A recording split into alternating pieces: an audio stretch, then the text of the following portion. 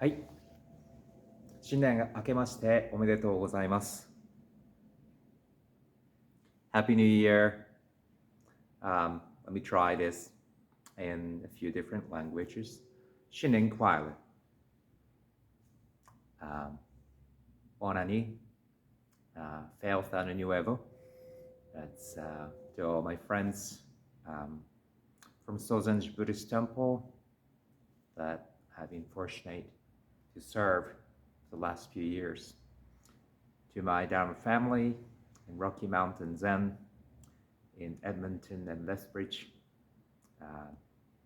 Been fortunate to get to know, have such wonderful Dharma family, close friends in western part of Canada the last few years as well.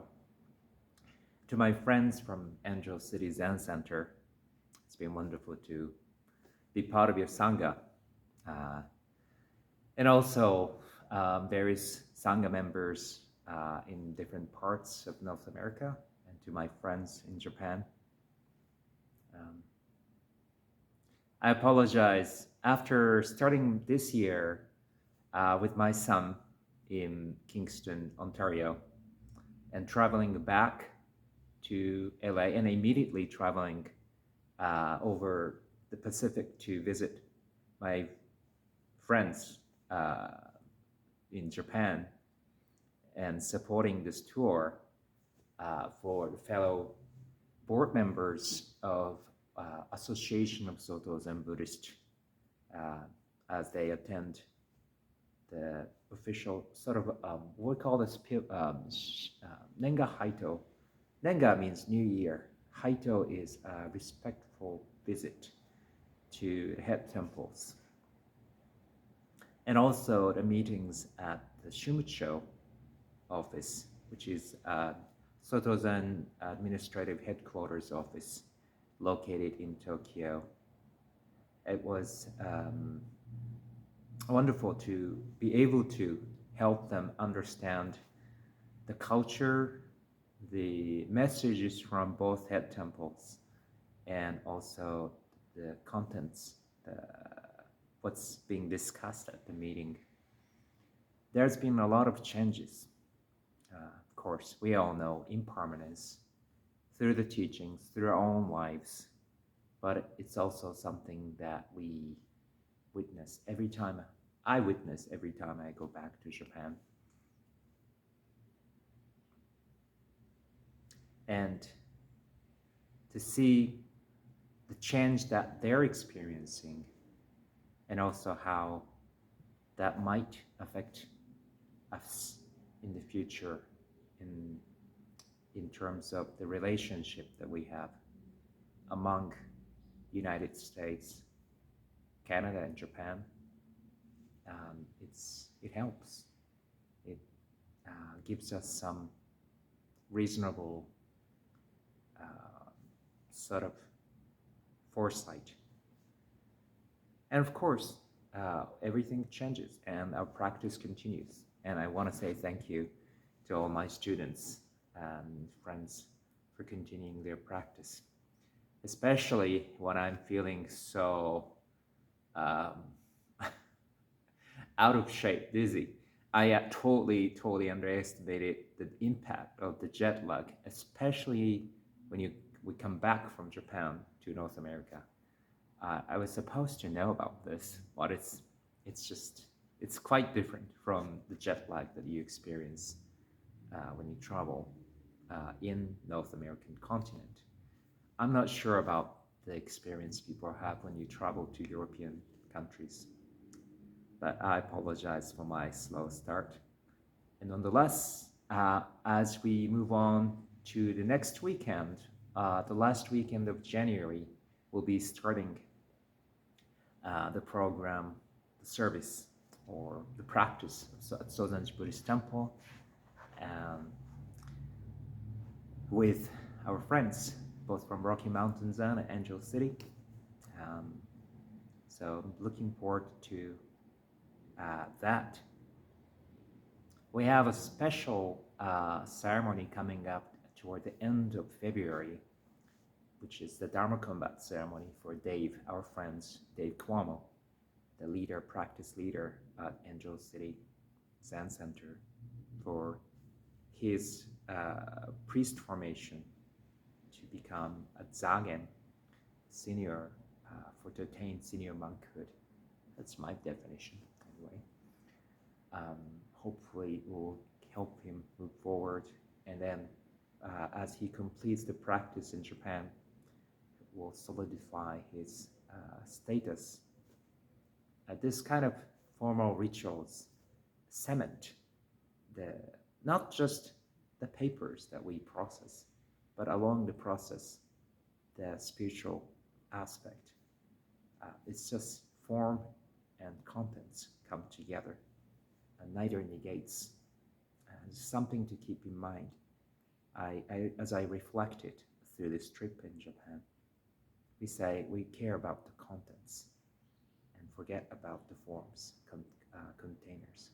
Soto Zen does emphasize the contents, and I do recognize the danger of over-focusing on the containers. As Zen is such a new thing, relatively, in North American continents, a lot of people gravitated toward these contents. And then they forget that containers and contents are two separate things. And when they totally abandon the containers, that's when it becomes their own thing that works for each individual practitioners. And that's okay if you're late, but if you are thinking of aligning your Sangha, your practice, then there will be a point you have to let go of your containers that you created. And that's not always easy. It's, what do you call it? What's that? Is the Bruce Lee become the water? It's easy to think of that way. Soft, flexible mind, the Dogen supposedly brought from China to Japan, and we're hoping to share, gets certainly solidified.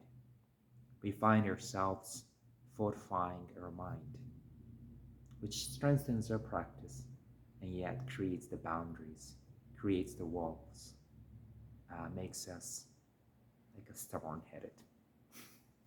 And then, some people look at North American splits among the lineages, and please don't worry, the same thing Japan has experienced, I'm sure China has experienced, and then we somehow found a way to work things out together. I'm not sure how that's how it's going to work in North American continent, but nonetheless, this is where people care about the practice. One last thing that I thought I would mention for the New Year's greeting as we start the practice this year. I reflected on my experience of traveling in Japan, the country where I grew up, where the population is decreasing, number of practitioners going down. Walking through the districts, the city in Tokyo, just one word that stuck out in my mind was non-transactional relationships, non-transactional way of building the relationships, the connections. I don't know why it just kept coming back to my mind. So much of our values, what we thought we've been thinking of valuing, has been sort of commercialized. It's been part of the market economies. I think it's true with spiritual practice as well. It's true with relationships. Zen is something we find after we go through all this transactional experiences and realizes there is something that is separate from transactional. Loss, gain, the decrease and increase, going up and going down. I find it valuable when I think of the relationships these days, especially um, whatever the nature of the relationship is. Practice or the Dharma connections that we have is non-transactional.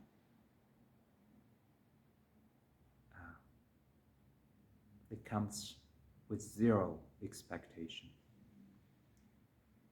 We share our aspiration, we go on, and we move on. This dharmic connection will always continue. Will always continue when it's non-transactional.